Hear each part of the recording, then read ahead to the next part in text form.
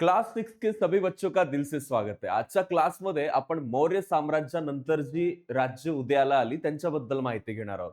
बघा हा इथं एक मॅप दिलेला आहे. त्याच्यामध्ये आपल्याला हिंदुकुश पर्वत पाहायला मिळतो, पुरुषपूर पाहायला मिळतं. त्याचबरोबर काश्मीर आहे, इंद्रप्रस्थ आहे, कन्नौज आहे, माळवा, बुंदेलखंड, सांची, प्रयाग, उज्जैनी, कच्छ, वल्लभी, बोधगया, पाटलीपुत्र, चंपा, काशी, वैशाली यासारखे तर महत्वाचे महाजनपद आणि या सगळ्या गोष्टी दिसतातच. सोबतच वाकाटक साम्राज्य दिसतं, पल्लव साम्राज्य दिसतं आपल्याला, चोळ साम्राज्य दिसतं, पांड्य दिसतं. या सर्व साम्राज्याचीही माहिती आपल्याला या चॅप्टरमध्ये घ्यायची आहे. तर कोणकोणते साम्राज्याची माहिती आपण घेणार आहोत, तर शुंग घराणं काय होतं, इंडो ग्रीक राजे कोण होते, कुशाण राजे कोण होते, गुप्त राजघराणं कसं होतं, वर्धन राजघराणं, ईशान्य भारतातली राज्यसत्ता कशी होती. तर ह्या गोष्टीची आपण जे आहे ते डिटेल माहिती घेणार आहोत. सोबतच शुंग घराण्याची सुरुवात कशी झाली. बघा सम्राट अशोकाच्या नंतर मौर्य सत्तेचं जे सामर्थ्य आहे ते कमी होत गेलं होतं आणि शेवटच्या मौर्य राजाचं नाव काय होतं, तर त्याचं नाव होतं बृहद्रथ. आणि या बृहद्रथ असं ज्याचं नाव होतं, मौर्याचा सेनापती पुष्यमित्र मित्र जो शुंग होता, या पुष्यमित्र शुंगानं बंड करून बृहद्रथाची जी आहे ती हत्या केली होती आणि तो स्वतः राजा झाला होता. कोण झाला होता? पुष्यमित्र शुंग. त्यानंतर इंडो ग्रीक राजे. या काळामध्ये भारतीय उपखंडाच्या वायव्य प्रदेशामध्ये ग्रीक राजांची छोटी छोटी राज्य होती. त्या राजांना इंडो ग्रीक राज्य असं म्हटलं जात होतं. प्राचीन भारतीय नाण्यांच्या इतिहासामध्ये या राजांची नाणी जी आहे अत्यंत महत्वाची आहे. एका बाजूवर राजाचं चित्र आणि दुसऱ्या बाजूला देवतेचं चित्र अशा पद्धतीची नाणी त्यावेळेस बनवली होती. कॉइन्स त्यांनी बनवले. त्या एका कॉइन्सच्या वरती देवाचं चित्र असायचं आणि दुसऱ्या याच्यावरती तो राजा असायचा. आता हे बनवताना पुढे आपल्याला भारतात ही कला रुजलेली दिसते. इंडो ग्रीक राजांमध्ये मिनॅंडर नावाचा जो राजा होता तो प्रसिद्ध होता. त्यानं नागसेन या बौद्ध भिक्खू बरोबर बौद्ध तत्वज्ञानाची चर्चा केली होती. मिनॅंडर म्हणजेच त्याचं नाव मिलिंद असं बौद्ध याच्यानुसार ठेवलं गेलं. या त्यानं भिक्खू नागसेन जो होता यांना विचारलेल्या प्रश्नामधून मिलिंद पन्व या ग्रंथाची निर्मिती केली होती. आणि पन्व म्हणजेच काय, तर पाली भाषेतील हा शब्दाचा अर्थ जो आहे तो आहे प्रश्न असा आहे. मिलिंद पन्न हा ग्रंथ त्यांनी लिहिलेला होता. त्यामध्ये त्या सर्व मिलिंदाचे प्रश्न दिलेले आहेत. हे मिनॅंडरचं चांदीचं नाणं तुम्ही बघू शकता. याच्या दोन्ही एका बाजूवरती राजाचं चित्र आहे आणि दुसऱ्या बाजूवर जर आपण पाहिलं तर तो देव जे आहे त्यांचे त्या देवाचं चित्र आहे. त्यानंतर आले कुशाण राजे. भारतामध्ये निरनिराळ्या लोकांच्या टोळ्या बाहेरून सतत येत होत्या. त्यामध्ये मिडल ईस्ट वाला जो एशियाचा पार्ट होता, मिडल एशिया, त्या मिडल एशियामधून कुशाण नावानं ओळखल्या जाणाऱ्या टोळ्या होत्या. इसवी सनाच्या पहिल्या शतकामध्ये वायव्येकडचा जो प्रदेश होता आणि काश्मीरमध्ये त्यांनी राज्य जे स्थापन केलं होतं, त्यात भारतात सोन्याची नाणी पाडण्याची सुरुवात कुशाण राजांनी केली होती. नाण्यावर गौतम बुद्ध आणि विविध भारतीय देवता यांचे फोटोग्राफ्स होते. आपण इथं पाहू शकतो यामध्ये गौतम बुद्ध यांचं कनिष्काचं जे नाणं होतं त्याच्यावर फोटो दिसतो आपल्याला. Okay, you can see here. त्यानंतर कुशाण राजांनी ही प्रथा सुरू केली. सोबतच कुशाण राजा जो कनिष्क होता याने या कुशाण वंशाचा खूप मोठा विस्तार वाढवला होता, ज्याच्यावर एक स्पेशल नोट आहे. बघा, सम्राट कनिष्क, कनिष्काचं साम्राज्य हे पश्चिमेला वेस्ट साइडला काबूल पासून स्टार्ट होतं ते पूर्वेला वाराणसी पर्यंत, म्हणजे काबूल टू वाराणसी हे कनिष्काचं शासन होतं. कनिष्काची जे गोल्ड कॉइन्स होते आणि जे कॉपर कॉइन्स होते ते खूप फेमस होते. त्याच्या काळामध्ये बौद्ध धर्माची चौथी परिषद कुठं झाली होती? काश्मीरमध्ये झाली होती. फोर्थ कॉन्सिल, बुद्धिस्ट कॉन्सिल, त्यानं काश्मीरमध्ये कनिष्कपूर हे शहर वसवलं होतं. हे पण एक इम्पॉर्टंट नोट आहे. सोबतच श्रीनगर नावाचं जे ठिकाण आहे तिथं कामपूर नावाचं गाव आहे, ते कनिष्कपूर असं असावं असंही त्यानं सांगितलं. कनिष्काच्या काळामध्ये एक कवी होऊन गेला, त्याचं नाव आहे अश्वघोष. अश्वघोष यानं एक ग्रंथ लिहिलाय, त्या ग्रंथाचं नाव आहे बुद्धचरित आणि एक आहे वज्रसूची. कनिष्काच्या दरबारामध्ये चरक नावाचा एक प्रसिद्ध वैद्य पण होता. कनिष्कानं सोन्याचं नाणं हे सम्राट कनिष्कानं जे पाडलं होतं त्या दर्शनी बाजूवर ग्रीक लिपीमध्ये शाओ नानो शाओ कनेष्की कुशानो असा लेख होता आणि एका बाजूला, मागच्या बाजूला त्याचा अर्थ असा होतो की राजाधिराज कनिष्क कुशाण आणि नाण्याच्या मागच्या बाजूला बुद्धाची प्रतिमा आहे. बाजूला ग्रीक लिपीमध्ये बोड्डो म्हणजेच बुद्ध असंही लिहिलं गेलेलं होतं. तर हे नाणं तुम्ही पाहू शकता. This is the gold coin and ते वाचू शकतो आपण, BODDO असं आपल्याला वाटतं, ते आपण ग्रीक लिपी वाचू शकतो. त्यानंतर गुप्त राजघराणं, त्यानंतर जे आलंय ते गुप्ता टाइम आलाय. इसवी सनाच्या 3ऱ्या शतकाच्या शेवटी उत्तर भारतामध्ये गुप्त राजघराण्याचा उदय झाला. साधारण 3 शतक गुप्त राजघराणं होतं. गुप्त राजघराण्याचा संस्थापक त्याचं नाव होतं श्रीगुप्त.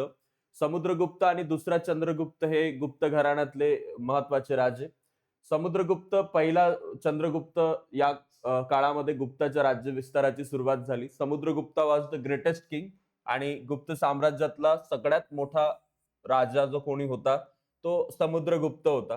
त्याचा मुलगा या पहिल्या चंद्रगुप्ताचा मुलगा समुद्रगुप्त यानं आसपासच्या राजांचा पराभव करून आणखी साम्राज्य विस्तार वाढवला. त्याच्या कारकिर्दीमध्ये गुप्त सत्ता आसाम पासून पंजाब पर्यंत होती. तामिळनाडूमध्ये कांची पर्यंतचा किनारपट्टीचा प्रदेशही त्यानं जिंकला होता. समुद्रगुप्तानं जे मिळवलेले विजय होते त्याचा सत्तेचा दबदबा सर्वत्र वाढला. त्यामुळं वायव्येकडचे राजे तसेच श्रीलंकेतील राजे यांनी त्याचा पराक्रम, त्याच्याशी मैत्रीचे संबंध ठेवले. त्याचा पराक्रम, त्यानं मिळवलेले विजय याचं वर्णन प्रयागच्या स्तंभलेखामध्ये विस्तारलेलं आहे. हा लेख प्रयाग प्रशस्ती म्हणून ओळखला जातो. त्याला अलाहाबाद प्रशस्ती असंही म्हटलं जातं. समुद्रगुप्त वीणा वादनामध्ये प्रवीण होता. समुद्रगुप्तानं अशा काही प्रतिमा आणि कॉइन्स काढले ज्याच्यात तो स्वतः आपल्याला वीणा वाजवताना दिसतो. तुम्ही बघू शकता इथं. तर हे सोन्याचं नाणं आहे त्यानं काढलेलं. त्याचबरोबर इकडे जर आपण पाहिलं, दुसरा चंद्रगुप्त पुढे आला. दुसरा चंद्रगुप्त समुद्रगुप्ताचाच मुलगा होता. गुप्ताचे साम्राज्य त्यानं वायव्येकडे वाढवलं. माळवा, गुजरात, सौराष्ट्र जिंकून घेतलं होतं. दुसऱ्या चंद्रगुप्तानं त्याची जी मुलगी होती प्रभावती, हिचा विवाह वाकाटक घराण्यातला जो दुसरा रुद्रसेन होता याच्यासोबत करून दिलं होतं. अशा रीतीनं दक्षिणेकडच्या बलशाली वाकाटक सत्तेशी नातेसंबंध त्यांनी जोडलेले होते. सोबतच दिल्लीजवळ मेहरोली येथे एक लोहस्तंभ आहे. सुमारे 1,500 वर्षाहून तो जुना आहे, तरी तो कधीच गंजलेला नाहीये. तो मेटलर्जी त्याची त्यांनी तशी बनवली आणि हेही आपल्याला त्या लोहस्तंभावरच्या लेखामध्ये चंद्र नावाच्या राजाचा उल्लेख आहे. या उल्लेखाच्या आधारे हा लोहस्तंभ दुसऱ्या चंद्रगुप्ताच्या काळातला आहे असं मानलं जातं. फाहियान हा चीनी प्रवासी दुसऱ्या चंद्रगुप्ताच्या काळातच भारतात आला होता. आपल्या प्रवास वृत्तामध्ये त्यानं गुप्त साम्राज्यातील काळातील समाज जीवनाचं वर्णन केलं होतं. तो म्हणाला, भारताची नगरं खूप मोठी आहेत, भरभराटीला आलेली आहेत. प्रवासांसाठी नगरामध्ये अनेक अतिथीगृह आहेत. अशा बऱ्याच गोष्टी त्या फाहियान ज्या आहेत त्यावेळेस गुप्त साम्राज्यामध्ये तो आला त्यानं नोंदवलेल्या होत्या. सोबतच या काळामध्ये काही अजूनही महत्वाचे घराणे आले. त्यातलं आपल्याला फाहियान दुसऱ्या चंद्रगुप्ताच्या काळात चीनमधून भारताला माहिती आहे. भारतातील प्रवासाचं वर्णनही त्यानं करून ठेवलं. उत्कृष्ट राज्य व्यवस्थेची माहिती त्याच्या याच्यात आपल्याला मिळते. त्यानंतर आलं वर्धन राजघराणं. वर्धन मीन्स याच्यामध्ये तुम्हाला एकाचं नाव माहित आहे, हर्षवर्धन. तर गुप्त साम्राज्याचं सामर्थ्य कमी होऊ लागल्यानंतर उत्तर भारतात अनेक राजे उदयाला आले. वर्धन राजघराण्याचं राज्य त्यापैकी एक होतं. दिल्लीजवळ थानसेर या ठिकाणी प्रभाकर वर्धन नावाचा राजा राज्य करायचा. त्याच्या काळामध्ये वर्धन घराणं प्रभावी बनलं. हर्षवर्धन त्याचा मुलगा होता आणि हर्षवर्धनानं वर्धन साम्राज्याचा विस्तार केला. त्याच्या कारकिर्दीमध्ये वर्धन साम्राज्याचा विस्तार उत्तरेला नेपाळ, दक्षिणेला नर्मदा, पूर्वेला आसाम, पश्चिमेला गुजरात पर्यंत झाला. कामरूप म्हणजे प्राचीन आसाम इथला राजा भास्कर वर्मन याच्याशी त्याचे मैत्रीचे संबंध होते. हर्षवर्धनानं आपला जो राजदूत चीनी सम्राट होता याच्या दरबारात पाठवलेला होता. चीनच्या सम्राटासोबत मैत्रीचे संबंध तसेच राजधानी कनौज येथे त्यानं स्थापन केलेली आहे आणि राज्याच्या उत्पन्नात त्याचा खूप मोठा हिस्सा आपल्याला दिसतो. प्रजा पण तिथं खूप खुश होती कारण दर 5 वर्षांनी तो आपली संपत्ती दान करायचा. हर्षवर्धनाच्या दरबारात एक कवी होऊन गेले, त्यांचं नाव होतं बाणभट्ट. हर्षचरित हा ग्रंथ त्यांनी हर्षवर्धनाच्या जीवनावर लिहिलाय. त्याच्या आधारे हर्षवर्धनाच्या कारकिर्दीची माहिती आपल्याला मिळते. हर्षवर्धनानं बौद्ध धर्माचा स्वीकार केला होता.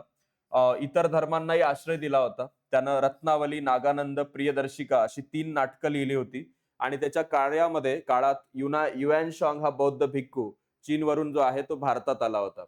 त्याचबरोबर तो भारतभर फिरला. नालंदा विद्यापीठामध्ये तो 2 वर्ष राहिला होता. त्यानं चीनमध्ये गेल्यावर बौद्ध ग्रंथाचं चीनी भाषेमध्ये भाषांतर केलं होतं. ही एक महत्वाची गोष्ट आहे युएन शांगची. भारतभर तो फिरला. त्यानं महाराष्ट्रातील लोकांविषयी खूप गौरवपूर्वक उद्गार काढले होते. महाराष्ट्राचे लोक हे मानी आहेत, त्यांचे उपकार कोणी जर केलं तर ते स्मरतात, विसरत नाही, अपमान आणि गय करत नाही त्यांची जर कोणी इन्सल्ट केली तर ह्याही गोष्टी आहेत. हे नालंदा विद्यापीठ आहे. बख्तियार खिलजी यानं याला जाळून टाकलं होतं. ईशान्य भारतामध्ये मणिपूर प्रदेशात उलुपी राजकन्येच्या अर्जुनाबरोबर विवाह झाल्याची कथा महाभारतात आली आणि कामरूप हे राज्य इसवी सनाच्या 4थ्या शतकात होतं असं समजलं.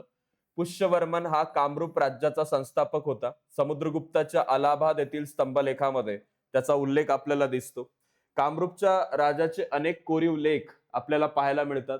कामरूपच्या राजाचे लेख आहे महाभारत रामायण या महाकाव्यामध्ये कामरूपचा उल्लेख प्रागज्योतिष या नावाने केलाय. प्रागज्योतिषपूर ही त्या राज्याची राजधानी होती. प्रागज्योतिषपूर म्हणजे आजचं आसाम राज्यातलं जे गुवाहाटी शहर आहे ते आहे. Periplus of the Erythraean sea हा जो एक महत्वाचा पुस्तक आहे त्याचा उल्लेख किरादिया म्हणजे किरात लोकांचा प्रदेश असा केलाय. कामरूप राज्याचा विस्तार ब्रह्मपुत्रा नदीच्या खोऱ्यापासून भूटान, बंगाल, बिहार पर्यंत झालेला आहे. ईशान्य भारतामध्ये कामरूप राज्यात युएनशांग गेला होता. त्यावेळी भास्कर वर्मन हा देखील एक राजा तिथं होता. या पाठामध्ये आपण मौर्य काळातील उत्तर भारत आणि तेथील राज्यसत्तांचा हे अभ्यास केलेला आहे. ईशान्य भारतातली परिस्थिती पाहिली. पुढच्या पाठामध्ये आपण दक्षिण भारतामध्ये कशा प्रकारच्या राज्यसत्ता होत्या याचा जो आहे तो डिटेलमध्ये अभ्यास करणार आहोत. भारतीय परंपरेनुसार बऱ्याच गोष्टी आपल्याला दिसतात. कश्यपपूर जे काश्मीरचं नाव होतं, त्याचबरोबर कॅम्पॅरियॉस, कॅस्पॅटिरॉस, कॅस्पेरिया हे नाव आपल्याला दिसतात. कंबोज घराणं तिथं राज्य करतं ते दिसतं. सम्राट अशोकाच्या काळात काश्मीर मौर्य साम्राज्यात समाविष्ट झालं ते दिसतं. कारकोट प्रदेशाचं राज्य काश्मीरमध्ये होतं ते दिसतं. कल्हणानं रजतरंगिणी ग्रंथात त्याची माहिती दिली आहे. याही बऱ्याच गोष्टींचा उल्लेख आपल्याला इथं दिसतो. अतिशय सोपे सोपे प्रश्न आपल्याला दिसतात. गुप्त घराण्याचा राजघराण्याचा राजा कोण होता? त्याचा संस्थापक तर तो श्रीगुप्त होता. वर्धन घराण्याचा कोण होता? त्याचं नाव तुम्हाला सांगायचं इथं कोण होता? राज्यविस्तार गुप्त साम्राज्याचा कुठं झाला? यानं कोणतं काम केलं? यांचा राजा कोण होता? ह्या गोष्टी तुम्हाला या ठिकाणी भरायच्यात. भारतात सोन्याची नाणी पाडण्याची सुरुवात करणारे राजे कोण होते? कुशाण राजे होते. कनिष्कानं काश्मीरमध्ये वसवलेलं शहर कोणतं होतं? ज्या कनिष्कानं काश्मीरमध्ये एक शहर वसवलं त्याचं नाव काय होतं? कामरूप होतं, काय होतं ते तुम्हाला टाकायचं इथं. विदा वानदात प्रवीण असलेला राजा कोण होता? वीणा ज्याला वाजवता येत होती त्याचं नाव समुद्रगुप्त होतं. आणि कामरूप म्हणजेच काय याचं उत्तर कमेंट बॉक्समध्ये करायला विसरू नका. Thank you so much. भेटूया आता आपण पुढील क्लासमध्ये. तुम्हाला जर काही डाऊट्स असतील तर ते तुम्ही कमेंट बॉक्समध्ये टाकू शकता. थँक्स.